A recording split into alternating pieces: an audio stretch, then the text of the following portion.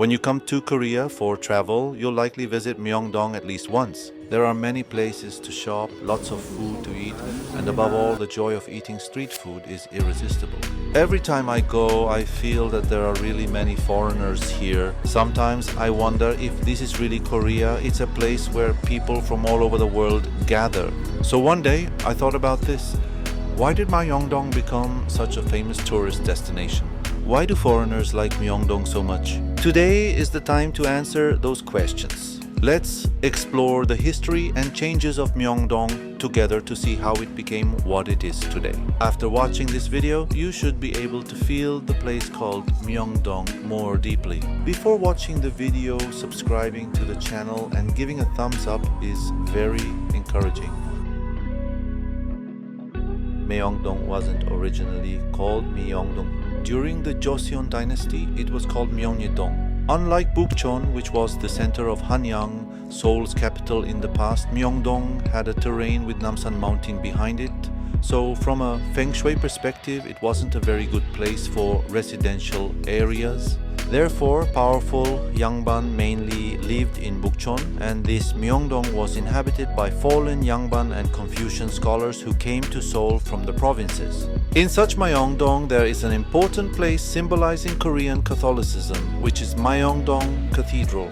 Built in 1898, Myeongdong Cathedral was built at the place where the Myeongnyeobang community, which can be said to be the starting point of Korean Catholicism, was first born. In other words, Myeongdong was the starting point of Catholic faith in the late Joseon period, and it was a place of both religious and historical significance. Even now, this cathedral, standing majestically in the center of Myeongdong, symbolically shows that Myeongdong is a place with meaning beyond just a shopping street. And during the Japanese colonial period, Japanese residential areas began to form in this region, and Myeongdong gradually changed into a commercial district. At that time, Myeongdong was called by the Japanese-style name Meiji-cho, and banks, stores, theaters, etc. lined up, extending to current Eulji-ro and Chongmu-ro, growing into a commercial center where Japanese merchants and financial institutions gathered.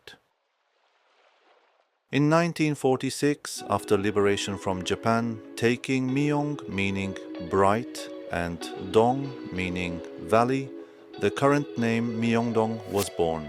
Just when it seemed like it was making a fresh start, however, in 1950, the Korean War broke out. And except for Myeongdong Cathedral, most facilities were destroyed. After the war ended, artists and writers who had evacuated to Busan returned to Seoul and established their base in Myeongdong, and along with them, coffee shops, bars, and theaters were born one after another.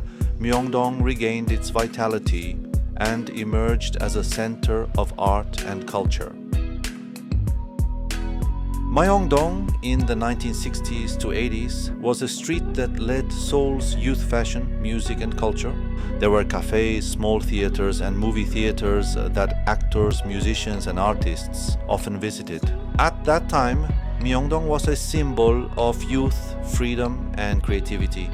Although most of those traces have disappeared, when walking around Myeongdong, there are places where you can feel the atmosphere of that time. Also, at that time there were many audio specialty stores, but now they have mostly disappeared, and the remaining stores mainly sell K-pop related products. So, how did Myeongdong become the #1 popular tourist destination for foreigners? Since the 1990s, K-pop, Korean dramas and Korean movies became hugely popular overseas, and foreigners wanted to experience Korean culture directly.